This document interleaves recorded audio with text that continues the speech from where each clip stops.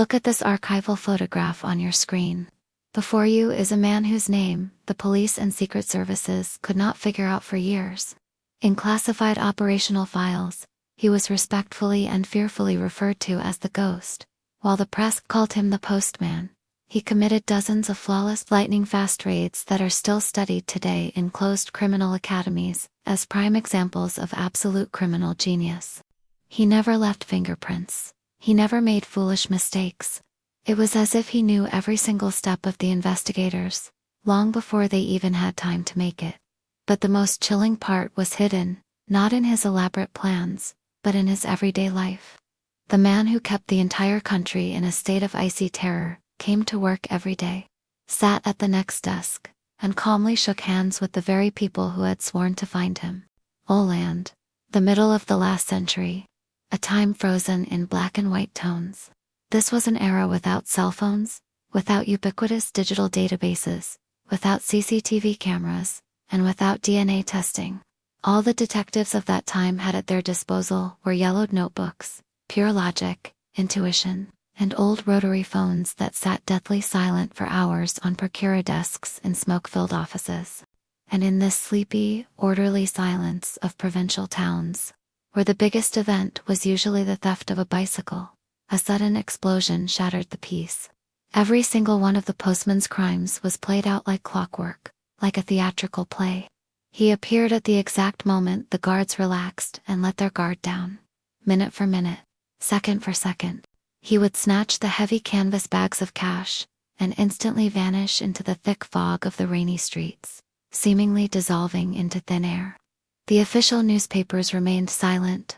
The party leadership strictly forbade spreading panic among the citizens.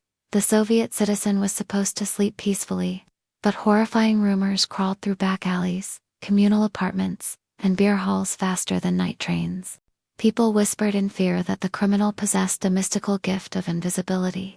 Women flatly refused to open doors to strangers, and cashiers at post offices and banks frantically clutched heavy vintage revolvers in their pockets, listening to every rustle coming from outside the window. Pause, drip, drop, drip.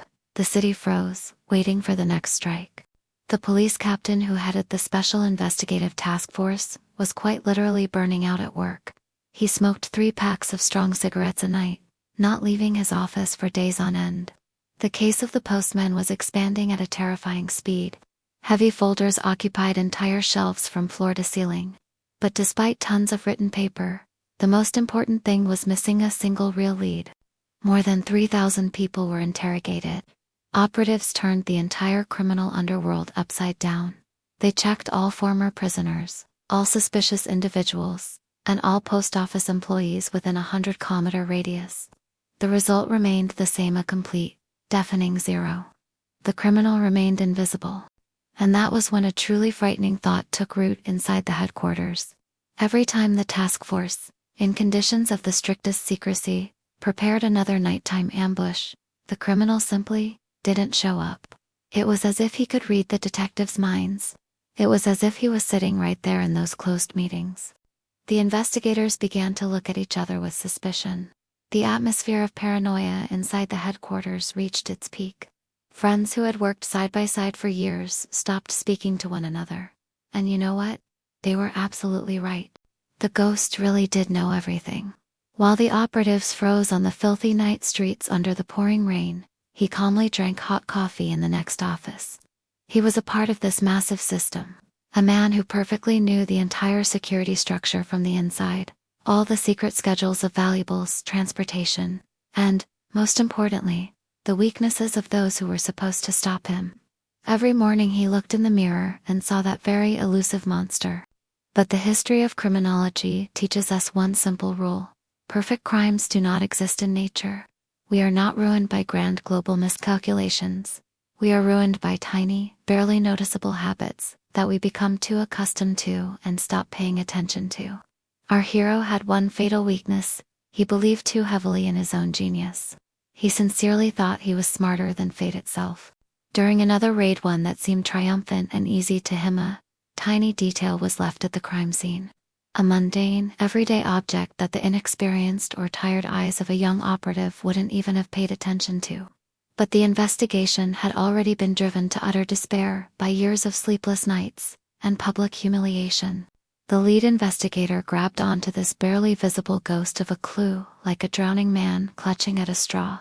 Step by step, day after day, sorting through thousands of archival cards by hand, cross-referencing seconds, minutes, duty rosters, sudden vacations, sick leaves, and travel routes. The investigation slowly but surely closed the loop, and when the computer of that era spat out the final result, the name of the suspect made the high-ranking generals in the ministerial headquarters instantly turn pale and call an emergency meeting. When heavy steel handcuffs snapped shut with a dry click on his wrists early one rainy morning, he didn't even try to deny it. He didn't scream or try to prove his innocence. He only smiled calmly, almost gently, at the exhausted operatives and quietly asked, "What took you so long? I got tired of waiting for you." This trial was immediately made completely closed to the public and the press. This case was too heavy a blow to the reputation of the law. He was sentenced to the capital punishment, and the sentence was carried out without any extra publicity. But even today, many decades later, this bleak black and white story leaves behind a trail of questions that have no answers, and never will, in the official declassified archives. Could one man, even a brilliant, calculating loner, fool the full might of a massive state machine for so long and so successfully? Or did his mysterious, cold smirk in court mean something else entirely? Did it mean that the main puppet masters of this mystical game remained sitting in their high, unreachable offices, watching with relief as a compliant pawn took the entire terrifying secret with him to the grave? Pause. What was that old chronicle really hiding? What do you think? Write your opinion right now in the comments. Let's discuss it. Long pause, drip, drop. Remember, the truth is always out there, but sometimes it is hidden too deeply and securely in the darkness. Subscribe to the channel so you don't miss our next dive into the darkest secrets of history.